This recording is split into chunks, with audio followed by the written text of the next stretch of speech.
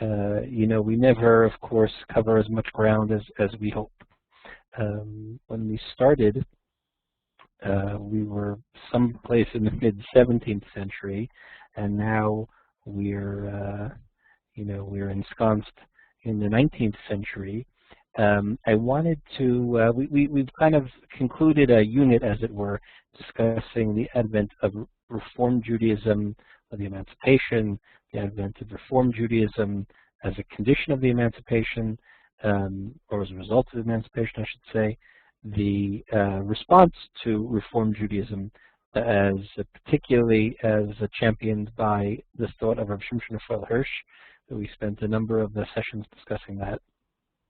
And now, according to kind of like the way one would normally organize a course about Jewish history, we would probably turn our attention to the East.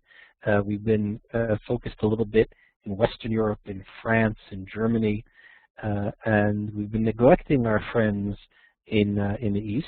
No offense, Joel, but we would be naturally curious about how things have been evolving over there, because Eastern Europe is a little slower to come into the modern world, not only Eastern European Jewry, but Eastern Europe altogether.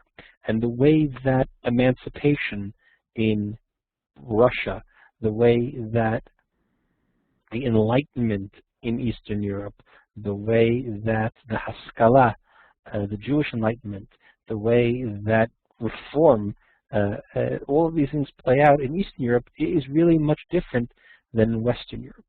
The way that anti-Semitism rears its ugly head in Eastern Europe is different than it is in Western Europe. And it will be interesting to look to the East to see how those things play out. It's probably particularly interesting for many of us because that, of course, is where many of us hail from. At least part of our DNA comes from the Pale of Jewish settlement. I assume that I'm speaking for many of us when I say that. I know that's true for me.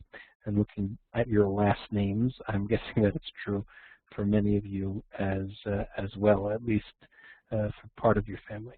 But since we have only one session left this semester, and we'll be delayed a little bit in continuing, we'll pick up again after the Chagim, I thought to spend tonight talking a bit about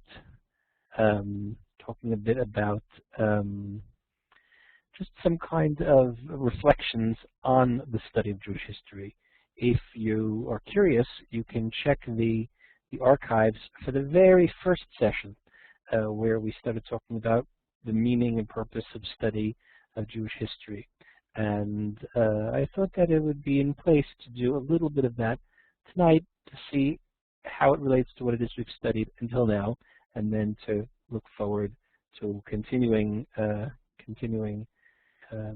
our journey up till, let's say, the present day, when we continue in a few months' time.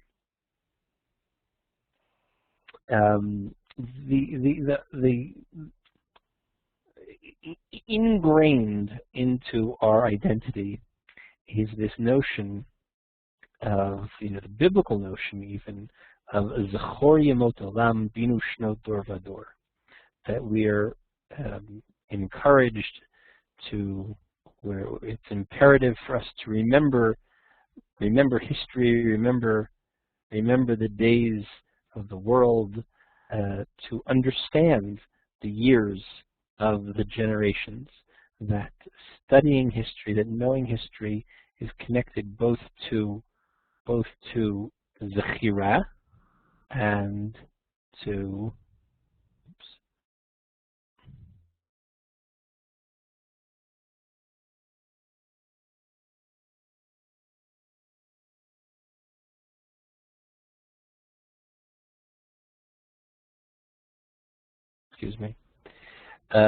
this idea of Zechira and Bina, that it's not enough merely to remember something, but it's necessary also to understand it.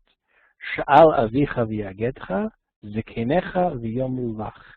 And that the study of history, again, the pasuk is not talking about, it would be anachronistic to talk about the study of history in this pasuk. But insofar as Moshe Rabbeinu is telling us that there's value, there's benefit to looking to the past, that past is very much hooked up with our parents, our elders, past generations, that the transmission of history is connected very much to people, towards the chain of transmission. I'll come back to that in a second.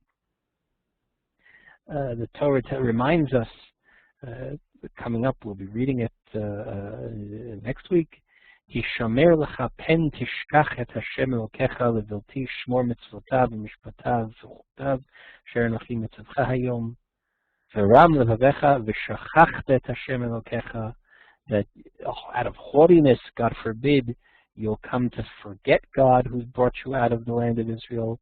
V'haya im shachoach tishkach, if, God forbid, you would forget God, v'halachta acharei Elohim acherim v'avanatem v'ishtachavita lahem, if you should forget God and serve other idols and do avodah zarah, well then there'll be an account to pay for that. The entire notion of memory, of biblical memory, is caught up with the imperative not to forget. It's never enough almost to remember something. We're doubly enjoined to also not forget it. I mean, the most clear examples of that, of course, what jumps off the page, what jumps to your memory in that context, the double meaning of remembering, but also the prohibition against forgetting. What do you recall in that context? Shabbat, okay. Not so much as Amalek, yeah, Amalek. It's not enough to remember what Amalek does to us. We're forbidden to ever forget it. In this monograph here,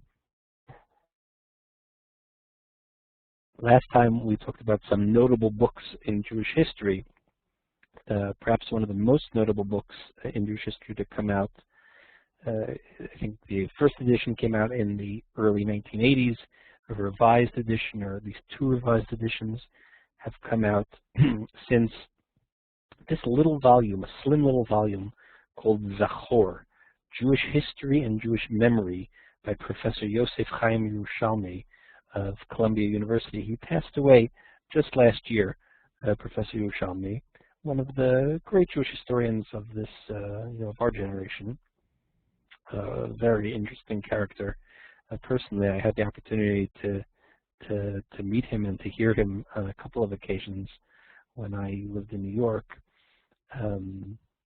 He also wrote a pretty well-received book on Freud's Judaism, on Freud's connection to Judaism, called Freud's Moses, which is a very interesting book, a little bit out of the context of our discussion. So this little volume, which was a collection of 4 lectures that he gave on this topic of Jewish history and Jewish memory, he surveys what we call historiography, the writing of history, the history of history, as it were, thinking about how we think about history, how we write history. And he mentions the following: this astonishing assumption that an entire people can not only be admonished to remember, but held absolutely responsible for forgetting, is made as though it were self-evident. The Torah mentions this idea that an entire nation, the entirety of the Jewish people, have to remember certain things, and we are collectively forbidden to forget anything. Yet surely collective forgetting is at least as problematic a notion as collective memory. If we take it in a psychological sense, it becomes virtually meaningless. Strictly speaking, peoples, groups can only forget the present, not the past. That is to say, the individuals who compromise the group can forget events that occurred within their own lifetime. They're incapable of forgetting the past that preceded them, in the sense that the individual human being forgets earlier stages of his own life history. When we say that a people remembers, quote unquote, we're really saying that a past has been actively transmitted to the present generation, and that this past has been accepted as meaningful. So to remember something is not so much as to preserve it from being forgotten, but it is to keep it front and center as a meaningful component of our lives. Conversely, a people forgets, and the generation that now possesses the past does not convey it to the next, or when the latter rejects what it receives and does not pass it onward, which is to say the same thing. The break in transmission can occur abruptly or by a process of erosion, but the principle remains. A people can never forget what it has received in the first place. So that's a pretty interesting, somewhat radical reinterpretation of the biblical obligations of remembering and prohibition against forgetting, a notion that it has to do with the meaning that we assign to events.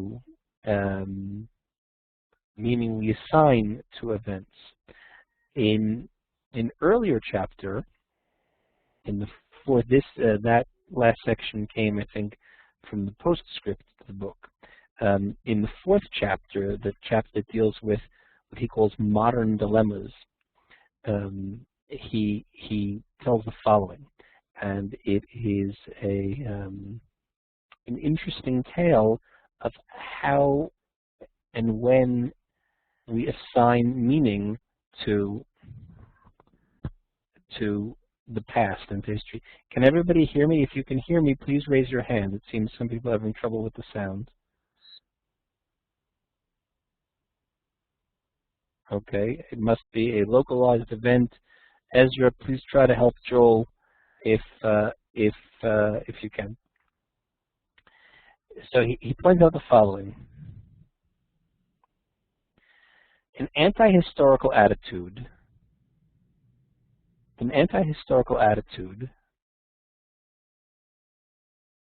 a very different kind is expressed by those who have experienced modern Jewish history, modern Jewish existence, as something so totally new that it demands the past be either forgotten or demolished, if you could imagine such a thing.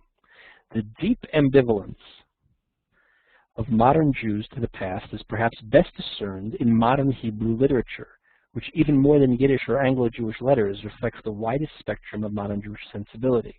A few times I've turned to my beloved Agnon in the course of our studies together, not looking to literature as a historical source, but looking to literature as the embodiment of historical ways of thinking.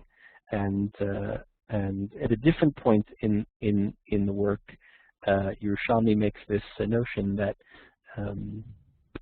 in ignorance of Jewish literature is also problematic if one aspires to know Jewish history and the role that literature can and should and might play. The deep ambivalence of modern Jews to the past is perhaps best discerned in modern Hebrew literature, which even more than Yiddish or Anglo-Jewish letters reflects the widest spectrum of modern Jewish sensibility.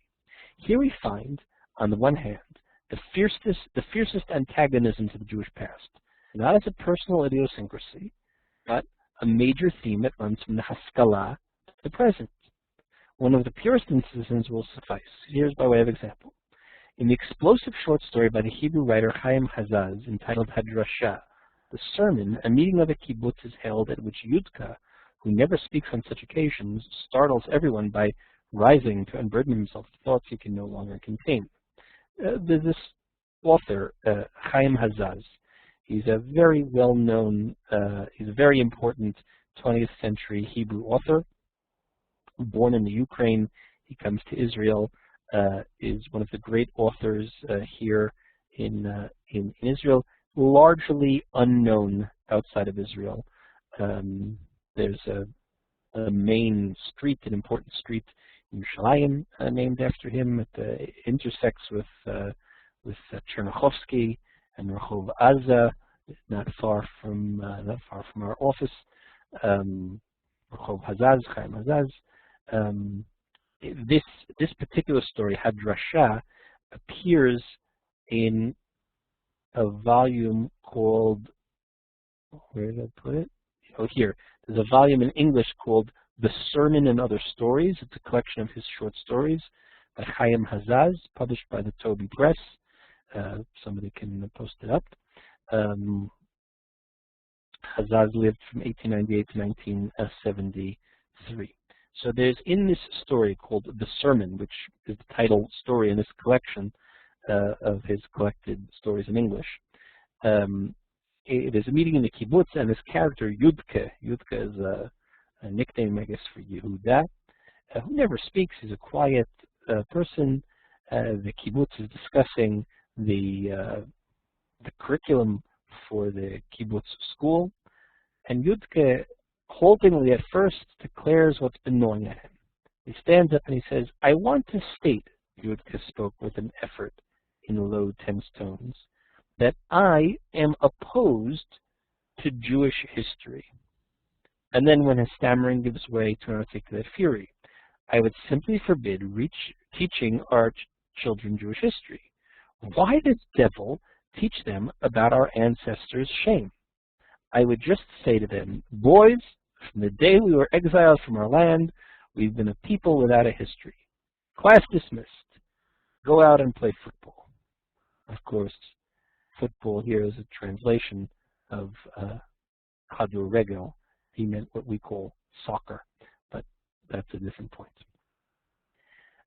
There's this interesting idea. An interesting idea for an Israeli, for a Zionist, that the Jewish past is past, and we've turned a new page. No, it's not like Hillel's Now Go and Study. Now Go and Study is an attempt to say, I'm telling you what the essence of the Torah is, and you have to do the hard work of uncovering it and expanding it on your own. Here we're saying, that's a cute point, Chaim. Here we're saying it didn't happen. In other words, when Hillel says, Zil Gumor, go off and learn it on your own, that's after he's told them what the Kol Torah Kula is al regel achat, what the Torah is on one foot, as it were. But here, Yudke is saying, there was no Jewish history. From the day we were exiled from our land, from Tisha B'Av, right here we're coming up a week before Tisha B'Av, from Tisha B'Av, we've been a people without a history. Blank slate. Now we've come back to Israel. The Zionists return to the land. We start again from scratch, as it were. And yet, concurrently, here Yerushalmi speaking again, modern Hebrew writers, you know, I'm gonna skip ahead.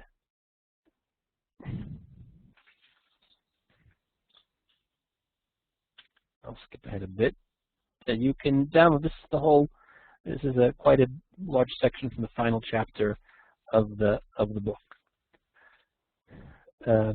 Here it is difficult. Here it is different.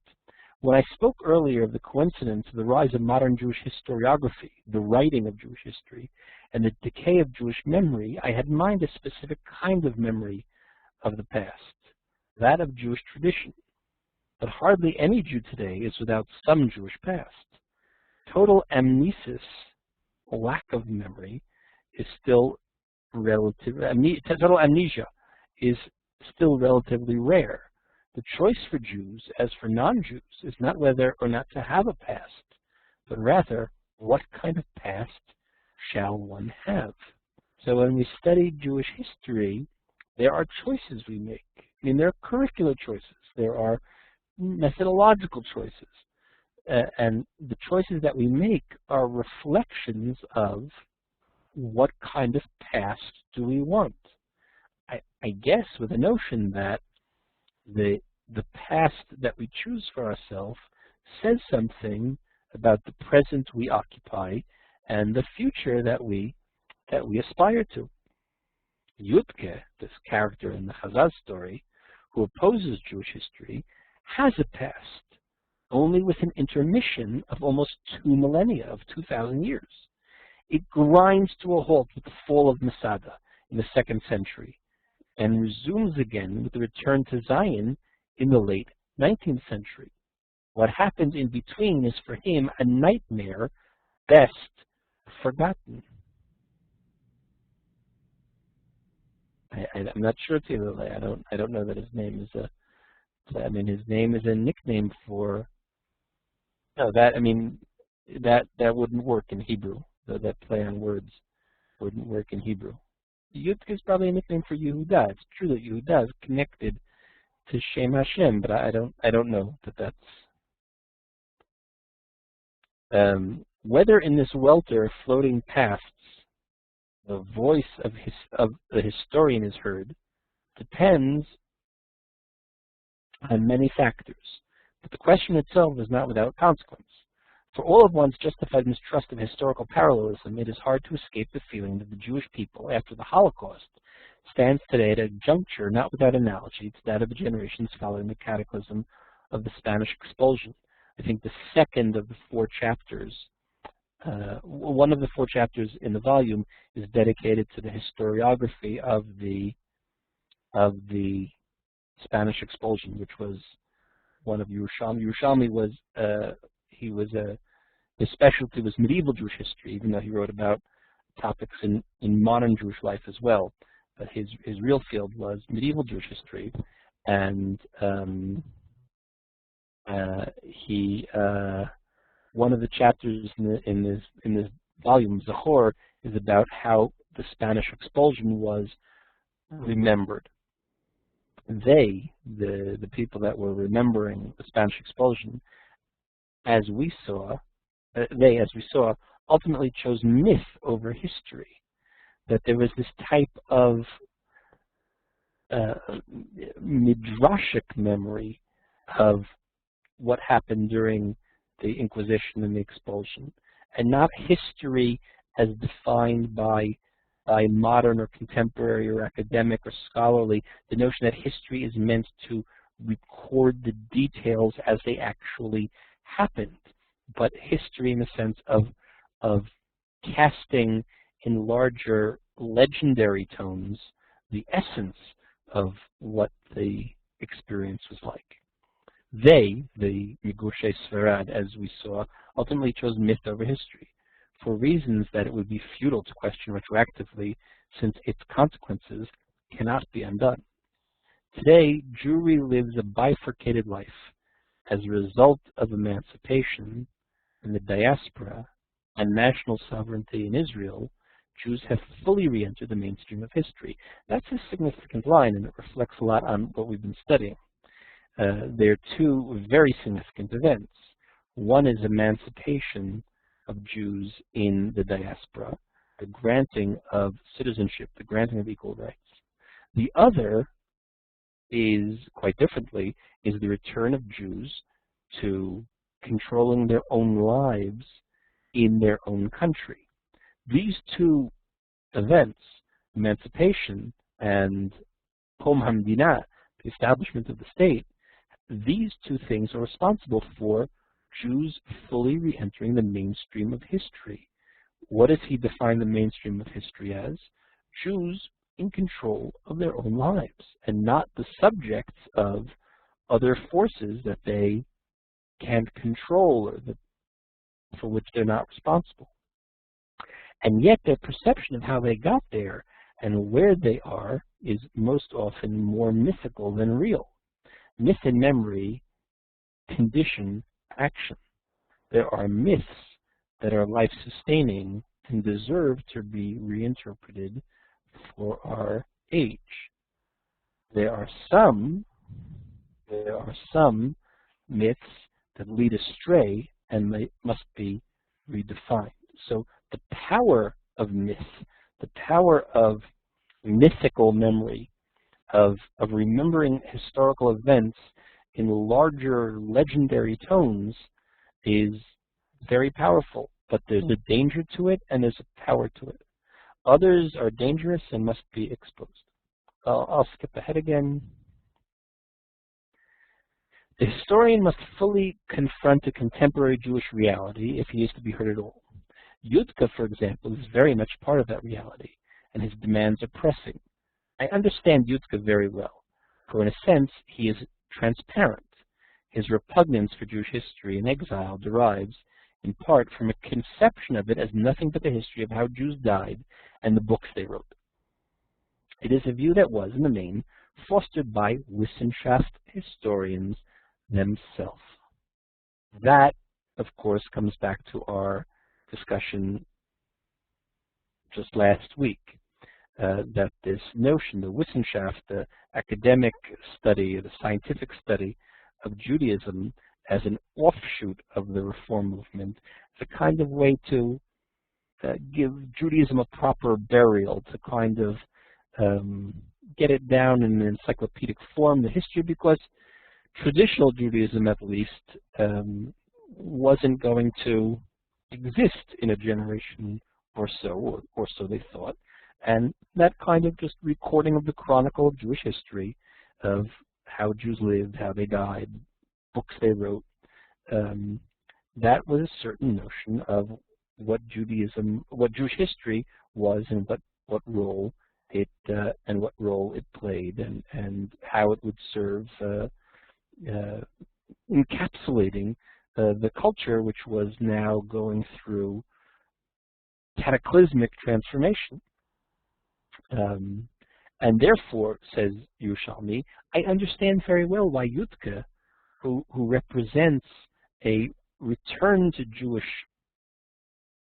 control over Jews' control of their own land, of their own life, is not interested in this 2,000-year blip, hiccup, as it were, in which those conditions of Jewish sovereignty were not active and were not real and were not in force. But Yerushalmi points out that Jewish historiography has long outgrown this, the Wissenschaft notion, the notion of what Jewish history is that's so offensive to Yudka. But the historian who thinks that all Yudka requires is a knowledge easily assembled that there was a rich and abundant Jewish life in the Middle Ages, or proof that Jews were far from passive in the face of history, is mistaken. For the same stuttering Yudka who is opposed to history also has keen, if unsophisticated, historical instincts. For example, he at least knows viscerally that Zionism was a revolt against Jewish Messianism. Jewish Messianism in the sense of a passive waiting for the conditions to be changed. This is not true about what we would call religious Zionism. We'll have to get to that in our next series. And that the national awakening and the return to the land are, in the words of Chazaz, that Chazaz gives him no continuity but a break, the opposite of what was before, a new beginning.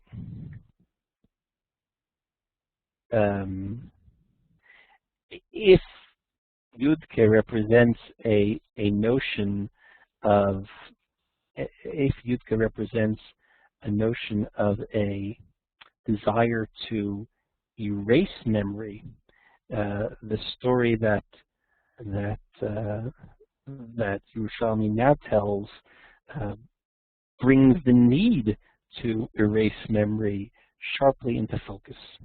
He reminds us of, and again, it's a beautiful example of literature, here not even Jewish literature, encapsulating something very insightful about history. I just put a link in the chat, this link here, to a story. I'm pretty sure that the link takes you to this short story by Jorge Luis Borges. Borges was a very, very significant, one of the greatest modern authors of the 20th century, wrote in Spanish. Born in Argentina, he lived in Europe at some point in his life. Great novelist, great short story author. Borges has this short story called Funes de Memorias, is how it's translated into English. This link that I just put up, this tiny URL link, is, I think it's the whole version of the short story. It could be that it's a slightly abridged version of the short story, but if you go there, you can see it. So Borges tells a story. Funes el Memorioso. Funes the Memorious. Memorious, I think that's probably a word that the translator made up in English to match this Spanish term, but it's Funes, the one who remembers everything. Funes is his name, the name of the character, which haunts me largely because, though Borges did not intend it so, he called it a metaphor of insomnia, it looms as a possibly demonic parable for a potential denouement to modern historiography as a whole. It is a tale about a Uruguayan, Ireneo Funes, who, as the result of a fall from a horse at the age of 19, found that henceforth he could forget nothing, absolutely nothing. It's the opposite of amnesia, right? Amnesia, you can't remember, you don't remember anything. Funes suffers the opposite condition where he can't forget anything. Now it's possible, there are actually conditions, there are a few very rare cases in the annals of psychology and neurology where people suffer something like this. And it's possible that Borges modeled his story on an actual case which was documented by Alexander Luria. Luria himself, of course, was Jewish, great 20th century pioneer of psychology in Russia. And he has this little book which I once read. It's a fascinating book. Yerushalmi makes mention of it elsewhere here, called The Mind of the Mnemonist. Mnemonism, right, like mnemonic, device. A mnemonic device is a trick that you use to remember something. So the mind of a mnemonist is a mind of a rememberer. A little book about a vast memory. You can get it on, it's translated from Russian into English. It's a case study. If you've read any Oliver Saks, any of Oliver Saks's great books, you know, these little case studies of interesting cases in neurology and psychology. Oliver Saks often makes reference to Luria. And in a few places, I think he makes reference to this particular work. It's a case study of a patient who's known by the initial S. If you go on to Wikipedia, if you follow the links to Luria and this book on Wikipedia, you'll find background information on the case. And similar to Funes, is S has this incredibly massive memory. S himself is Jewish. That comes out in the case study. And there's a suggestion, actually, even that his study of language, his study of Hebrew, played into it. I don't recall the specific details, but if you find the book, you can probably come across it. I imagine that in any well-stocked library, you can get Luria's book. So it could be that this Funes is based, this fictional character is based on actual case studies. Although it's a very rare condition. I mean, I think amnesia is a pretty rare condition. I mean, you know, if you watch soap operas, I guess it happens all the time, but that's, you know, for the necessities of plot devices. But real amnesia, where you forget everything, you wake up in the hospital and you don't know who you are or where you got there, that's exceedingly rare. Short-term amnesia actually happens. I actually had a friend once who slipped on the ice and hit her head, and she had amnesia in the sense that there was 48 hours that she lost, but she remembered who she was and where she was from, etc. But the 48 hours or so before the fall were completely blacked out, and she never recovered those memories of those 2 days. But this case, the mirror image of amnesia, the mnemonism, where you remember everything, that's pretty rare. So Funes can forget nothing. He tells Borges himself is the narrator of the story, so the character tells Borges, I have more memories in myself alone than all men have had since the world was a world. But I give you now Borges' own words. He quotes from the story. We at a glance perceive 3 wine glasses on the table. Funes saw all the shoots, clusters, and grapes of the vine. He remembered the shapes of the clouds in the south at dawn on the 30th of April in 1882, and he could compare them, as recollection, with the marbled grain in the design of a leather-bound book he had seen only once, and with the lines of the spray which an oar raised in the Rio Negro in the river on the eve of the Battle of Quebracho, whatever that may be. In effect, Funes remembered not only every leaf on every tree and every wood, but every one of the times he had perceived or imagined it. He remembered everything he'd ever seen, and he remembered thinking about it, and he remembered everything and he remembered every time he thought about everything he'd ever seen. He determined to reduce all of his experiences to some 70,000 recollections, which he would later define numerically. 2 considerations dissuaded him: the thought that the task was interminable, and the thought that it was useless. He knew that at the hour of his death he would scarcely have finished classifying even all the memories of his childhood. Now, Yerushalmi continues, the shadow of Funes the Memorious hovers over all of us. Today, increasingly, historiography itself becomes the object of historical inquiry. In other words, we study history, and then we study the history of history, and then we'll study the history of the history of history. And when we attempt to study, part of what we have to do is make choices, and we have to remember what it is that we must forget, because memory and forgetting are connected. If you remember everything, then nothing has meaning. So this balance between the imperative to remember and the fear of forgetting are very much connected. And the decisions that we make about remembering and forgetting. Remember, again, Yerushalmi had suggested that when we talk about memory and forgetting on a national level,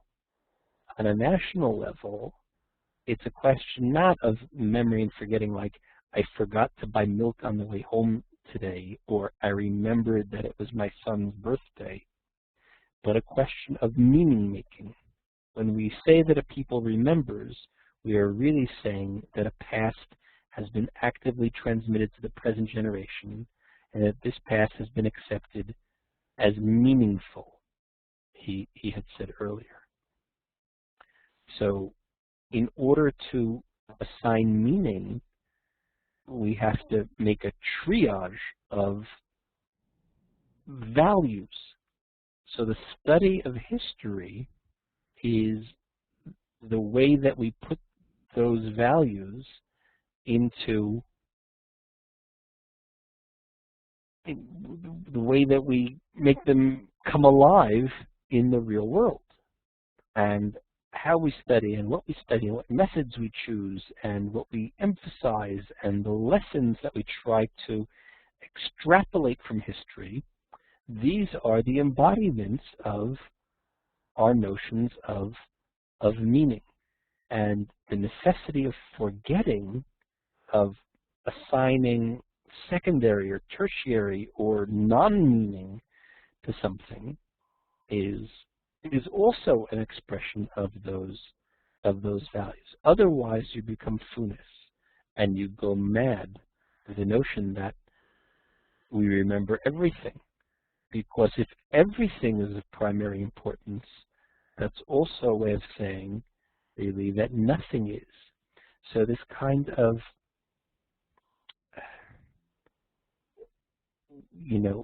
values assignment is essential in the study of history. Now, this doesn't mean he also elsewhere makes, in this section that I didn't read, he makes his point that on one level, the study of history, and it's the search for the last footnote, of getting everything, of trying to get it all down. But that's the grunt work of history.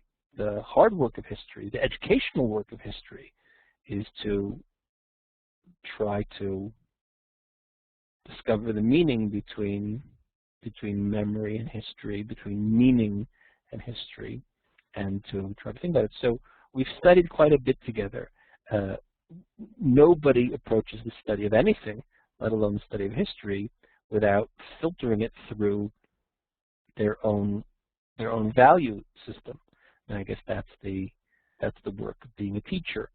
I think some of the things that we've talked about, how Jewish life, how our commitment to Jewish culture, how our commitment to halakha, how trying to navigate those things in the complexities of the modern world. By modern world, I don't mean 2010. Modern world, I'm talking about the early 19th century. But the condition of entering modernity with all of its assumptions, these are really very tricky things. And it's pretty remarkable, of course, that we're all here today. Not just because there were so many, there were so many attempts to get rid of us. That, of course, is remarkable and something for which we're grateful. But it's equally remarkable that we didn't manage to destroy ourselves. I often think that, even today, sometimes we're our own worst enemy.